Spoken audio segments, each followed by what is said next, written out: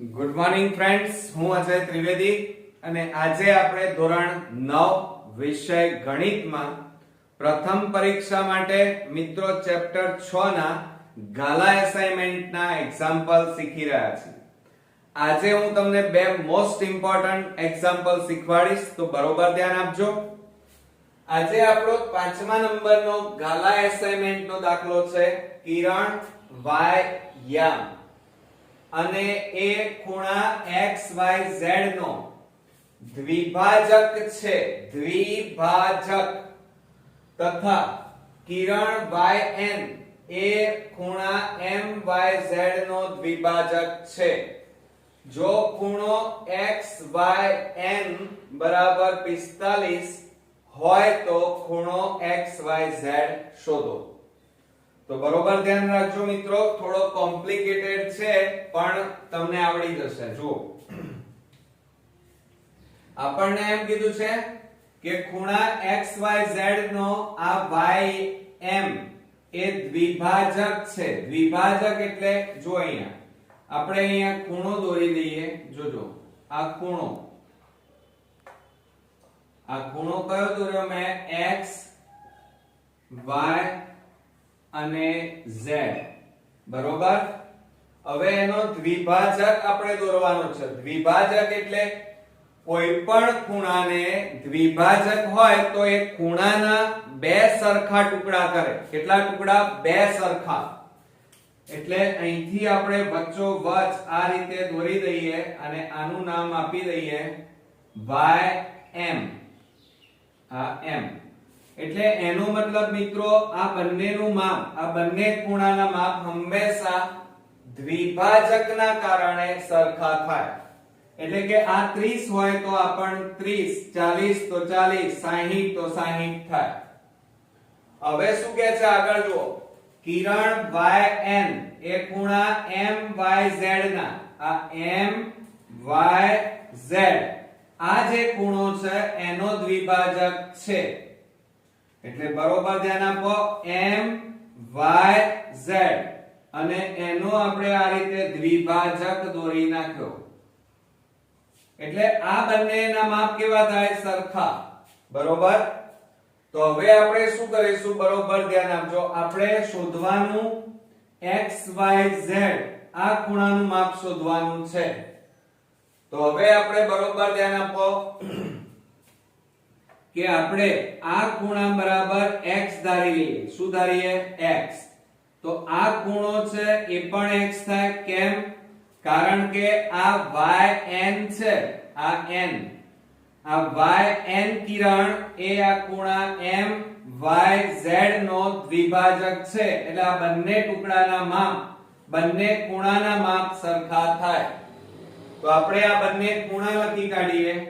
પહેલા લખી કાઢીએ કે ખૂણા MYZ નો દ્વિભાજક, ધ્યાન આપજો બરોબર, દ્વિભાજક કયું કિરણ છે? YN કિરણ છે. YN કિરણ છે. માટે આ બંને ખૂણાના માપ સરખા થાય એ બતાવવાના. તો માપ ખૂણો MYN બરાબર માપ ખૂણો NYZ. બરોબર ધ્યાન આપો મિત્રો, NYZ. અને આ બંનેનું માપ આપણે શું ધારી લીધું છે? X. એટલે બંનેના ખૂણા સરખા છે એટલે એમનું માપ કેટલું થાય? X અંશ થાય. બરોબર. હવે આ આખો ખૂણો MYZ આ ખૂણાનું માપ કેટલું થાય? બોલો ચલો. તો આ બેનો શું થઈ જાય? સરવાળો થાય. તો આપણે અહીંયા લખીએ છીએ માપ ખૂણો MYZ બરાબર માપ ખૂણો MYN વત્તા માપ ખૂણો NYZ. તો બરાબર આનું માપ કેટલું આવ્યું? X. આનું માપ X. તો x આનું માપ પણ x છે, માટે બરાબર કેટલું આવે? 2x. જોજો આવી ગયું. તો હવે બરોબર સમજો મિત્રો કે હવે આ કાળા કલરની કિરણ છે એ ભૂલી જાઓ, એ દ્વિભાજક છે જ નહીં. હવે આ ખૂણાનું માપ 2x હોય તો આ પણ 2x થાય. કેમ? કારણ કે વાદળી કલરનો દ્વિભાજક છે. એટલે આ ખૂણાનું માપ આપણું કેટલું થાય? 2x થાય. કેટલું થાય? આ 2x આવ્યું એટલે આ પણ 2x થાય. તો એ બંને સરખા બતાવવા પડે, પણ પહેલા દ્વિભાજક લખવાનો કે ખૂણા x y z નો દ્વિભાજક કયું? y m કિરણ છે. માટે આ બંને ખૂણા સરખા થાય. તો માપ ખૂણો x y m બરાબર x y m m y z. તો અહીંયા લખવાનું માપ ખૂણો m y z બરોબર.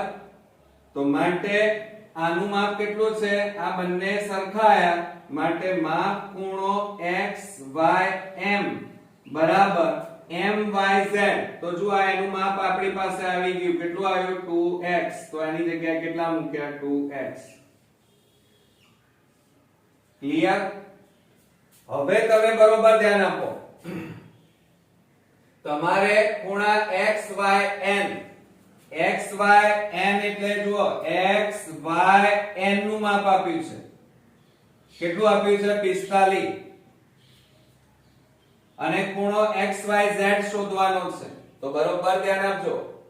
તો હવે આપણે શું કરી નાખીએ? પહેલા x ની કિંમત શોધીએ, પછી આપણે આ ખૂણાનું માપ x y z નું માપ શોધી કાઢીશું. તો બરોબર ધ્યાન આપજો. અહીંયા આપણે લખી કાઢીએ. હું બાજુમાં જગ્યા નથી એટલે અહીંયા લખું છું. ધ્યાન આપો. x y n.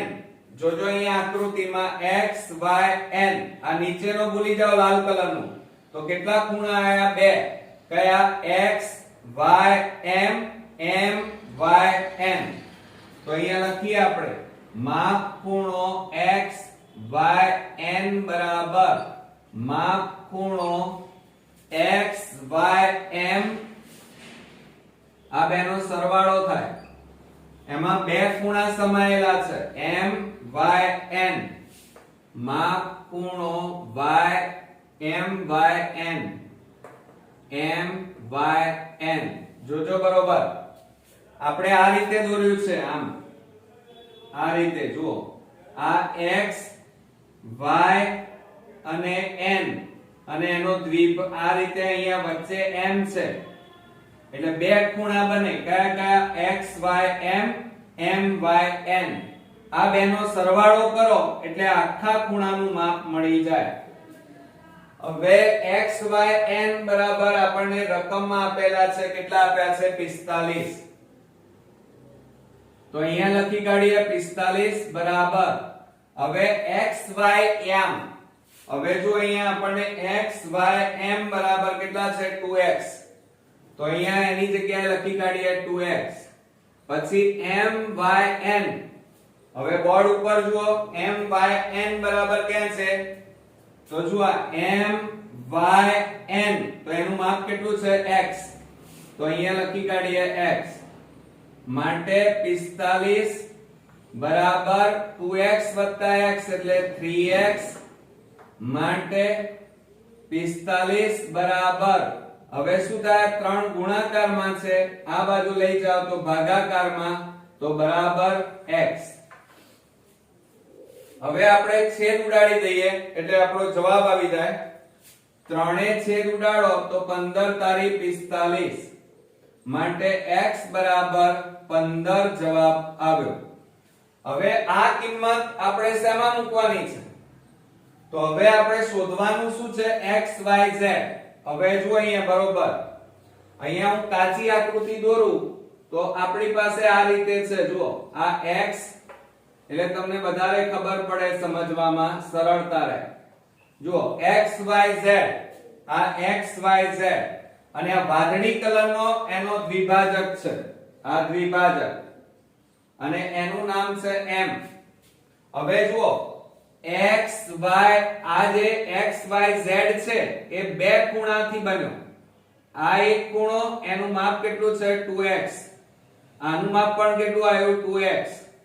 તો આપણે હવે અહીંયા લખવાનું કે માપ ખૂણો xyz બરાબર બે ખૂણા છે આપણી પાસે દ્વિભાજકના લીધે. આ બે ખૂણા કયા કયા? માપ ખૂણો xym વત્તા માપ ખૂણો myz. તો આ myz તો બરાબર આનું કિંમત જો અહીંયા xym તો કેટલા છે 2x. તો આની જગ્યાએ આપણે લખી કાઢીએ 2x અને વત્તા myz. હવે myz અહીંયા જો આ રહ્યા myz કેટલા આવ્યા છે 2x. તો આ લખ્યા આપણે 2x બરોબર. આવડશે ને મિત્રો? તો બરાબર આ બેનો સરવાળો કરો તો 2 + 2 એટલે 4x બરાબર 4 ગુણ્યા x ની જગ્યાએ આપણે કેટલા લખી કાઢીએ 15 મળ્યા છે. તો 15 4 કેટલા થાય 60. એટલે અહીંયા તમારો ફાઇનલી આન્સર અહીંયા મળી ગયો અને એ છે xyz અને એનું મૂલ્ય કેટલું આવ્યું 60. આમ થોડો કોમ્પ્લિકેટેડ છે સમજવામાં, પણ જો મિત્રો તમને કદાચ થોડી સમજવામાં તકલીફ પડે તો આ વિડિયો બે વાર જોઈ લો અને સાથે સાથે કાચી આકૃતિ એટલા માટે તો મેં દોરીને સમજાવી છે એટલે તમને સરળતાથી સમજાઈ પણ જશે. તો હવે આપણે નેક્સ્ટ એક્ઝામ્પલ જોવા જઈએ છીએ, પણ હવે આપણી પાસે જગ્યા નથી એટલે આ ભાગ આપણે ભૂસી નાખીએ. તમે સ્ક્રીનશોટ પાડી લો જેથી કરીને તમને લખવામાં અને સમજવામાં મિત્રો તકલીફ ન પડે. તો હવે આપણે આ ભૂસી નાખીએ. હવે એના પછીનો જે એક્ઝામ્પલ છે ગાલા એસાઇનમેન્ટમાં દાખલો, અને એ છે ખૂણો ABC અને ખૂણો ABD રૈખિક જોડના ખૂણા છે. જો ખૂણો ABC જેમ ખૂણો ABD બરાબર 17:13 હોય તો ખૂણો ABC અને ખૂણો ABD નું માપ શોધવાનું છે. પહેલા આપણે આકૃતિ દોરી દઈએ. અહીંયા ખૂણો ABC અને ખૂણો ABD રૈખિક જોડના ખૂણા છે. એટલે જો અહીંયા આકૃતિ શું થશે? આ રીતે આપણી આકૃતિ છે. રૈખિક જોડ આ રીતે બને. અહીંયા નામ આપી દઈએ પહેલા A B અને આ C અને બીજો ખૂણો ABD A B અને આ D. ક્લિયર? આ રૈખિક જોડના ખૂણાની આકૃતિ બની અને અહીંયા આ બંનેનું માપ આપ્યું છે ABC એનું માપ 17 ABD નું માપ 13, પણ અહીંયા ગુણોત્તર પ્રમાણમાં આપેલું છે એટલે આપણે ધારી લઈશું. ધારો કે આ બંને ખૂણાનું માપ x અંશ છે, પણ એ પહેલા તમારે જે આપેલું છે પરીક્ષામાં રકમની અંદર એ લખવું પડે કે ખૂણો ABC અને ખૂણો ABD કેવા છે? રૈખિક જોડના ખૂણા છે. ક્લિયર? હવે આપણે અહીંયા ખૂણાના માપ નથી તો ધારી લેવું પડશે. પહેલા ધારો કે દરેક ખૂણાનું માપ, તો અહીંયા નીચે લખીએ આપણે ધારો કે દરેક ખૂણાનું માપ બરાબર x અંશ છે. કેટલા અંશ છે? x અંશ. એટલે એનો મતલબ આપણને રકમની અંદર કંઈક આપેલું છે. જુઓ આ રહ્યું. તો એ પહેલા લખી કાઢીએ કે ખૂણો ABC જેમ ખૂણો ABD બરાબર 17:13 આ રીતે આપ્યું છે. માટે શું થાય? ખૂણા ABC બરાબર આ 17 ગુણ્યા x એટલે 17x આવે. એટલે આ એક ખૂણાનું માપ આવ્યું. હવે એ જ રીતે આ ખૂણાનું માપ લઈએ. માપ ખૂણો ABD બરાબર 13 ગુણ્યા x એટલે 13x થાય. અને આ બંને ખૂણા એ રૈખિક જોડના ખૂણા છે. કેવા છે? રૈખિક જોડના ખૂણા. અને રૈખિક જોડ હોય તો બંને ખૂણાના માપનો સરવાળો 180 અંશ થાય. તો આપણે અહીંયા નીચે લખી કાઢીએ મિત્રો કે આ બંને ખૂણા લઈ લઈએ. માપ ખૂણો ABC વત્તા માપ ખૂણો ABD બરાબર 180 અંશ. કેમ 180 અંશ લખ્યું? તો અહીંયા કૌંસમાં લખવાનું કે આ રૈખિક જોડના ખૂણા છે. બરોબર, એટલા માટે એમનો સરવાળો 180 અંશ થયો.